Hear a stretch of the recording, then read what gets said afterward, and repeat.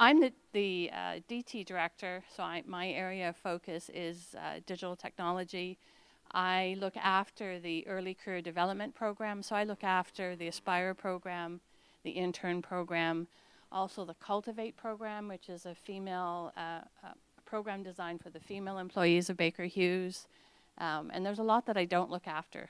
So there's like a LEAD program, there's an EVOLVE program, there's a whole bunch of other things.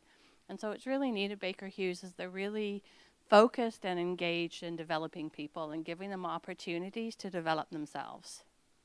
So I'm excited to kind of talk to you about two areas. The slides will come when they come. So I'll just talk, and when they come, we'll just kind of go ahead a bit. So really, there's two areas I wanted to talk to you about. One is around our internship program. So here in Aberdeen, we have internship program across multiple areas. So there's, I think on my slide, you'll see 8 areas. My accountability is digital technology. So last year we hired 17 digital technology interns that are based around the UK. Places that I don't even know yet, like Nelsey, don't know where that is, but there's people there. We've got some people in Montrose. We've got people here in Aberdeen. So we're kind of all over the place. But they're all sort of just out of university, or they're in that year in university where they need to get work experience, and so we have them for the year. So we have them from July till July, assigned to individuals, assignment leaders, who help kind of direct them not just in the work, but in the career. So really help not just with the technical skills, but the soft skills, you know, how to manage meetings, how to be more confident, how to deal with conflict, how to talk to people they don't even know, right? So all of that kind of stuff is what they learn, there we go, in the internship program.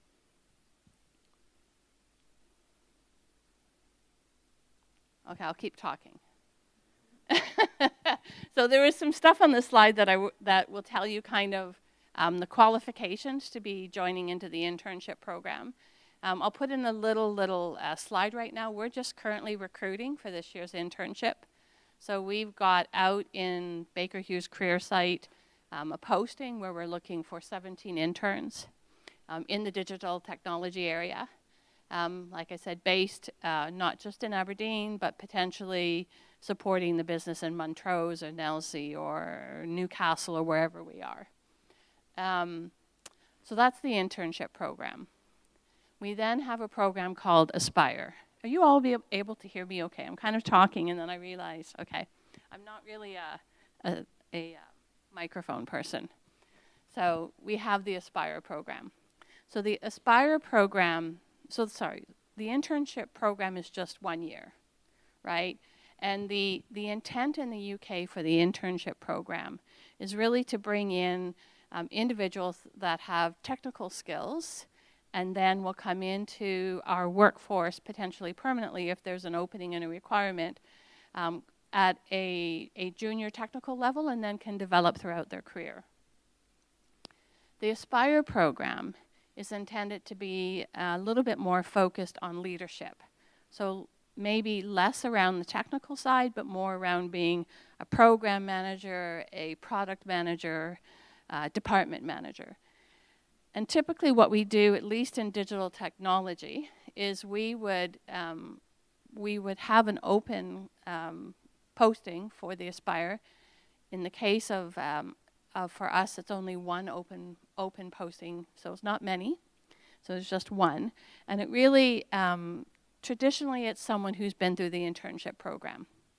So it's someone who's worked at Baker Hughes for that year and has said, oh, I really like this place. And I want to kind of, rather than maybe be a technical person, I want to kind of go a little bit more into leadership. And so then they would apply to the Aspire program. And then the Aspire program is a full-time position, of which the first 2 years is done in rotation. Okay, I don't have, sorry. I can't read that. So the Aspire program, 2-year rotation program, gives that individual an opportunity to kind of experience 3 different rotations. So the first 2 for us in digital technology are 6 months, and then the final rotation is a year. So it gives people a chance to see, what do I really want to do? Because some people come in and say, I really love cybersecurity. So I heard someone talk about cybersecurity. They go, this is what I want to do. And then they kind of get into it, and it's like, oh, this is cybersecurity? Yeah, I don't really like it as much. Or maybe I do, right? But I want to learn a little bit about infrastructure or technology or something else. So then they'll have their next rotation maybe in what we call the CTO area. And they'll get to work a little bit around technology and more around the infrastructure. And then they might say, I don't like that either. Or maybe I like that, but I'd like to understand a bit more about the business side. So then they might take a rotation around supporting one of our products or developing one of our products that we use in our business. And so then they get to understand a bit more about the business function. And they might go, oh, this is really bad because the business doesn't know what they're doing. I want to go back to cybersecurity. So it really gives them that opportunity early in their career to try out a few different hats to see which one feels right. And then, assuming that the stars are aligned and that there's opportunity and there's a need within the area that they want to go into, then typically they would off rotation into that role, and then they continue their journey through Baker Hughes. As part of that 2-year program, and even as part of the internship program, we provide opportunities for further learning. And so when we just released our financial results in February, we pulled all the interns and all the aspirers together, and we went through around, how do you read a balance sheet? How do you read an income statement? What is EBITDA? And why are they caring about it? So we had a 1-hour session just to kind of do some basic, what's important to the company financially. The next month we're doing a session on, we have a really great digital learning platform. So we're going to take them through what we call our core training program and what we have in that platform. Give them an opportunity to learn a bit more. And so it's not just about the work, it's not just about the deliverables, but we also try to invest in the individuals so that whether they stay within Baker Hughes or they go somewhere else, that year journey from an internship or that 2-year journey from an Aspire program, they've gathered some more skills. And it was really interesting to hear as part of the kickoff where it was the same type of values that I heard talked about empowering you, about giving you the skills that you need to decide where you want to take your career. And that's what we do as well internally. How am I doing for time? 8 minutes. I only half my time. Can I do questions? Okay. Are there any questions about sort of what either of those 2 early career programs that I talked about? If there aren't, I might have to do a song or a dance, so you really, really need to help me. Okay. How does the CV stand out when they're applying for the Aspire or intern? What a great question. And I hate that when people say that to me. It's like, it's like you kind of say a question, you go, what a great question. You're thinking, well, of course it is, because that's why I asked it. So I think for me, what I look for in a resume, it's really tough when you're just getting out of university, because traditionally you don't have a lot of experience, right? And so I'll be really honest. I want to meet the person. So as long as there's no red flags on the CV, like, I'll be honest, a really low GPA. So if you had like a 1 out of 4, or like if you, I don't know, I don't even know, like if you were really struggling, then maybe. But even then, I'd be like, why? Like, why? Like, let's meet this person and see what it is. So for me, it's actually around the interview, rather than what's on the CV.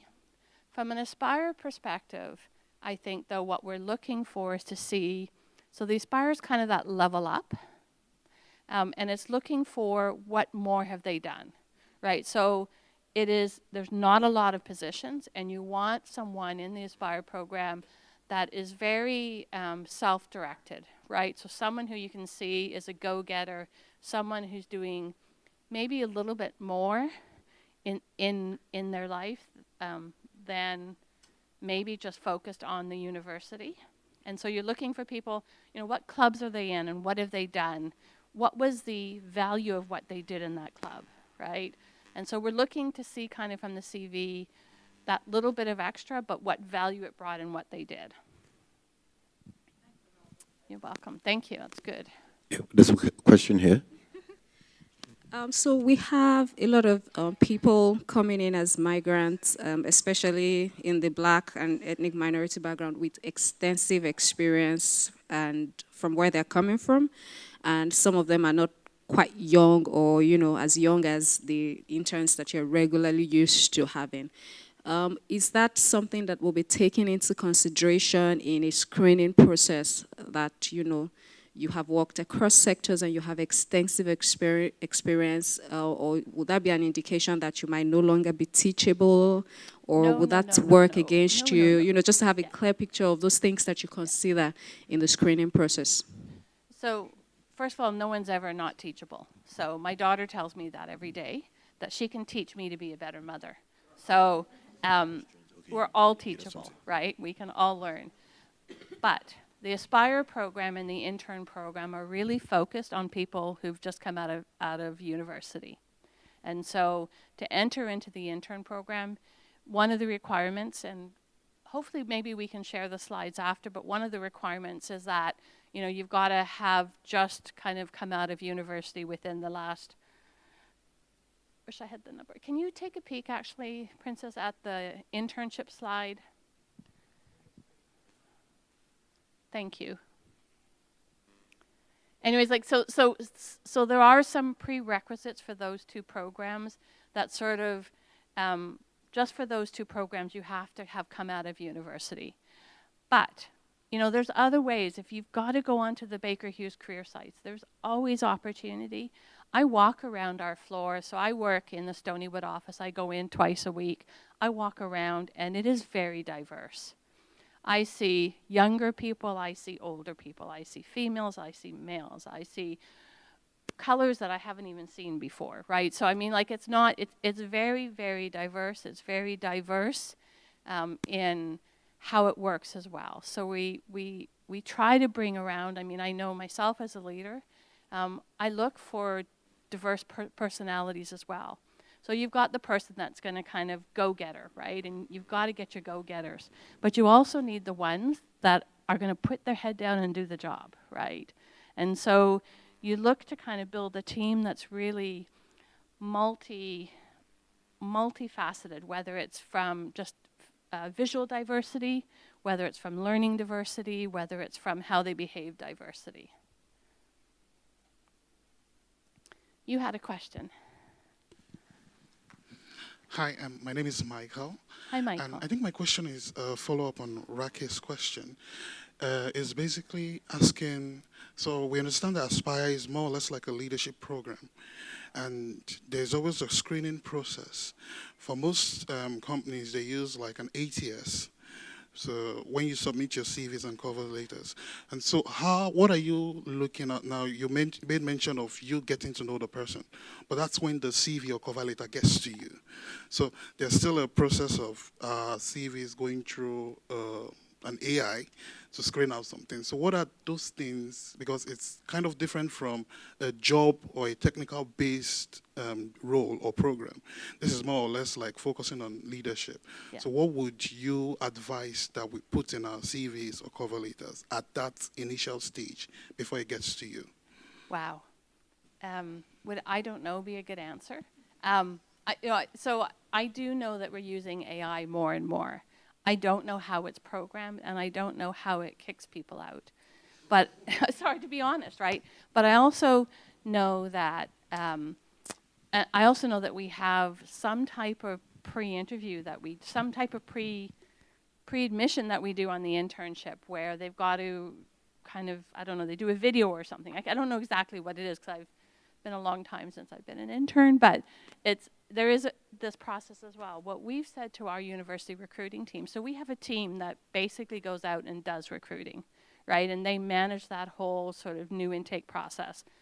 And I can find out more on what they do, and I can share that with Princess, and then she can share it back out if there's value.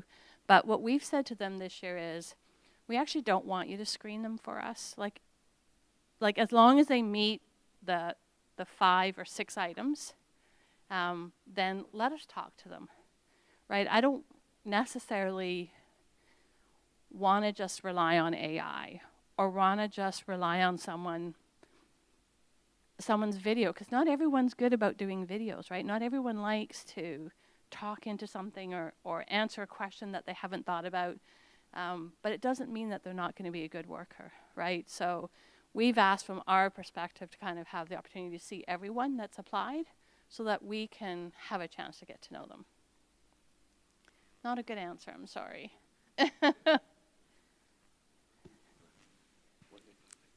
Okay, my name is Esosa, once again.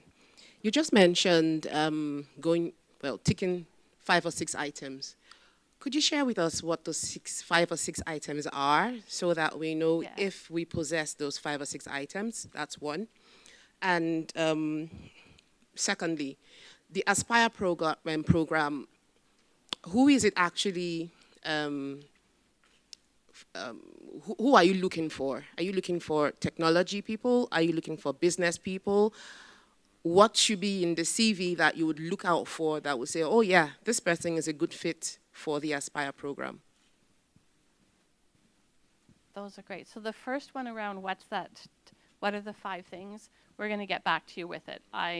It's on the presentation, but we don't have it up, and unfortunately, I don't remember it. I just know that it's kind of, I think you've got to have a GPA of 3, at least a 3, and I think you've got to have come out of university recently. I don't know how recent, maybe 0 to 3 years, and there's 3 other things. I don't know. Breathe, smile. I don't know. Like, I mean, that's, yeah. And then your second question again, I'm sorry, I was just so focused on the fact that I don't. Where is it? There we go. Cut across. So that's I'm going to tell you, that's a great question. I really don't like it when people say that to me, and here I am saying it myself. So I work with actually 2 other program. I collaborate with 2 other program managers. So I have the DT Aspire program. We have right now 20 worldwide Aspire members, so not many. We're all focused on DT. We've got 2 here in the UK, 1 in Angola, in Luanda. We've got 5 in India. We've got 3 in the US. We've got 2 down in Italy, so we're kind of all over the place, right? And we're focused on digital technology. But there's also a supply chain program manager who manages all the supply chain stuff, and he's got, I think, 60 Aspire members, so it's bigger. I'm very focused on manufacturing and kind of being in sites and all around supply chain. We've got a finance Aspire program. I think their number is around 30, and it's all around sort of, the finance area, and they're all around the world. There's also a commercial and sales Aspire program. There's an engineering and technology Aspire program. So we've got 5 Aspire programs, and I think I also had that on the slide. So I can take it over. Okay. I can read it for you. Good. It's your slide. But I No, can thank read you. it. So internship opportunities, right? We have got 8 different sections where we have opportunity for internship. So one is digital technology, engineering technology, field engineering, finance. Then we have a human resources, sales and commercials, and supply chain. Right? So these are the section where you can apply for the internship. Now, what is needed for the internship? As Melody was saying, 5 or 6 things, right? So 5 or 6 things is like recently or graduated from a bachelor or master's level degree, have maintained a GPA grade greater than or equal to 3 out of 4, right? Be fluent in oral and written English and have effective communication skills, and also be able to relocate for the duration of your internship, because as Melody said, we have multiple locations. And I think with COVID, one of the things that we have done is there's less relocation, right? Because we have learned how to be a little bit more work from home or work from Stonywood office, even though you're supporting the Montrose office. So I think we've become a lot more flexible on that one. But there could be the possibility from maybe a manufacturing perspective that you need to be actually at that physical site. Yeah. And the last one, but not the least, be able to legally work in the country. So if you are doing your university or studies, like you will get your 2 years visa anyway after that, so you feel free to apply for that. So that's your internship. Now, for Aspire, we have got 6 sections for Aspire as well. Digital technology, engineering and technology, finance, sales and commercials, supply chain, and also turbo machinery and process solution engineering, right? So there are 6 spaces where you can apply for Aspire. All right? Thank you. So apologies Thank you. for No, this. no, thank you. So I think I've run over time, even though I put my timer on. But thank you very much. I'm available to kind of chat with after. Absolutely excited that you're here, and thank you very much for giving me the opportunity to talk to you.